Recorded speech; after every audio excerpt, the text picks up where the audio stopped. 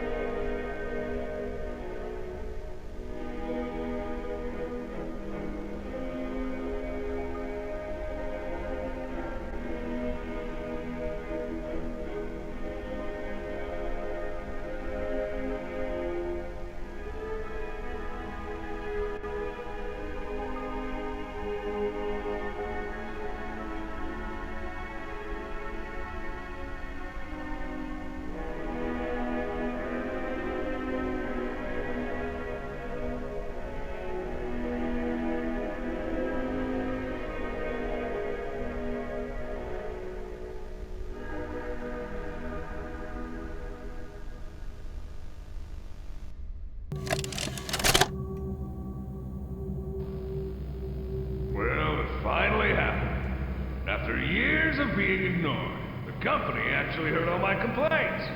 Yep, they listened to them very carefully. I guess my words must have really inspired them to take action. Because the next day I got demoted down here to the freaking island of misfit toys! Why do I talk to myself?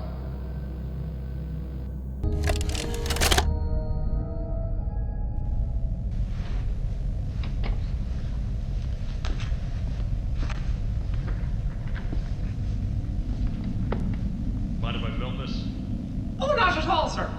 That's what I like to hear. So, Marcus, what happened? You see, I was heading home for the day when my A-Pars realized that I left me bloody wallet in the cafeteria. So I'm running through the lobby, and that's when I see it. A mop handle lodged under the innovation wing gate. So what'd you do, Marcus? Well, I just thought I'd nab the bloody yoke and be on me merry way. And? Well, I'm reaching for the thing, and the mop handle jolts on its own. Had me scared stiff. I thought I was the only one there. So I took a peek beneath the gate, and some massive bloody thing was doddering about the bloody hallway. Thing? You're sure it wasn't a person? Ain't no person that's 50 feet long with 1,000 legs. Marcus, you're losing me. Maybe you just saw a bunch of people walking by. Look, it wasn't people, all right? I haven't a bloody notion what it was, but it wasn't human. Who have you told about this? Besides me, obviously. Just you, sir. Obviously. Okay. I'll have security skim the cameras and take a look. What? There's a massive bloody monster! Skimming ain't gonna get rid of it! You're out of line, Marcus. We make toys, not monsters. Now come on, get out of my sight. Actually, grab me a coffee, will you? Actually, never mind. Get out of my sight.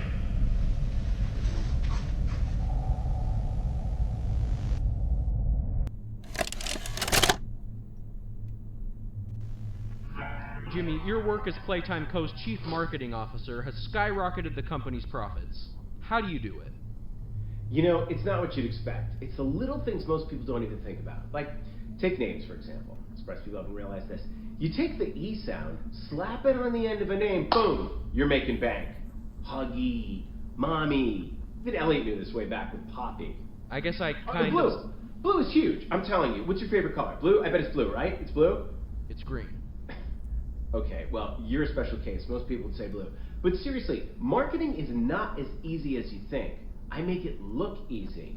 If there's anything Playtime Co. should be known for, it's not toys. It's marketing.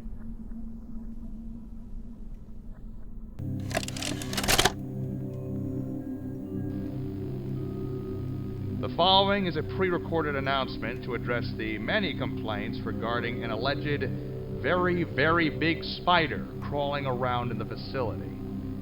The Playtime Corporation wants me to remind you all that spiders that big do not exist, and that if they did, quote, we would already be dead anyways, end quote. Regardless, you can all rest assured the company is sending some specialists down here to have a look around and relieve the constant whining. Complaining seems to be everyone's primary contribution to this company. It's just a spider. You are all safe. Please, please, carry on with your jobs.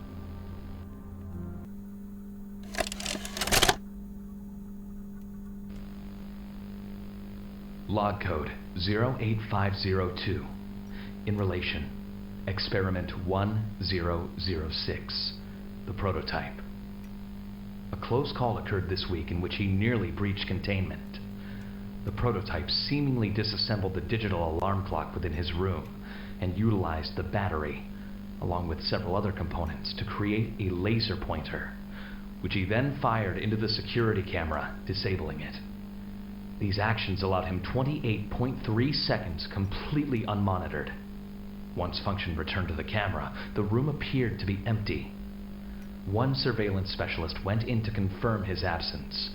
However, upon opening the door, she realized that the prototype had hidden in one of the camera's blind spots. The prototype attempted to escape through the open door.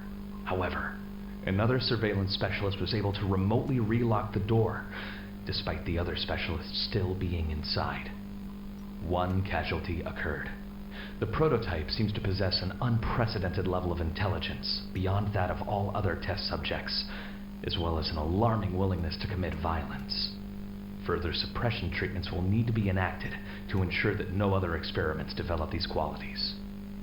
Experiment 1170, Huggy-Wuggy, remains the optimal outcome due to his sufficient intelligence paired with maximum obedience. End of log.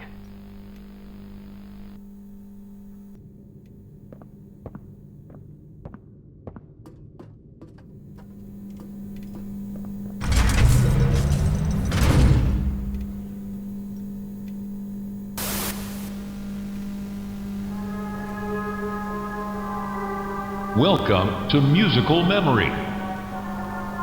This advanced memory and cognitive recognition test is designed to stimulate several segments of the brain, allowing us to see how quickly and efficiently your brain works. A sequence of colors will be shown, and you must recreate the exact sequence using the buttons around you. Bunzo will slowly lower towards you. When you complete a color pattern correctly, Bunzo will rise back up. When you input a pattern incorrectly, Bunzo will lower towards you faster. If Bunzo reaches you, your test is over. The test will become more difficult as it continues, with longer patterns in quicker succession. That's all. Good luck.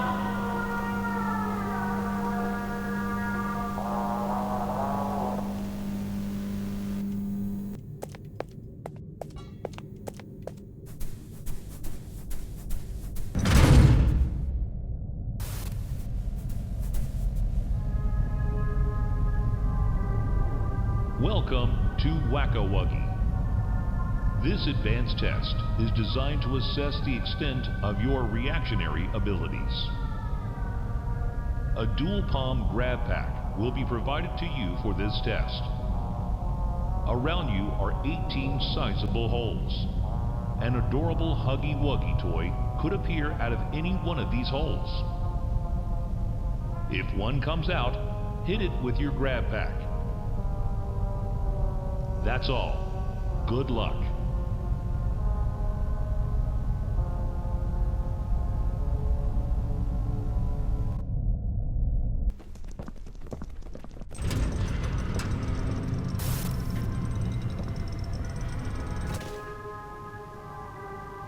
Welcome to Statues.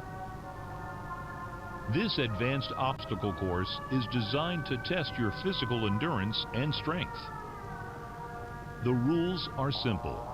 The lights will turn off. You can move through the obstacle course at this time. However, when the lights turn on, you can look around but cannot move. You may move again once the lights turn back off. The lovable PJ Pugapillar will follow you. If PJ reaches you, your test is over. That's all. Good luck.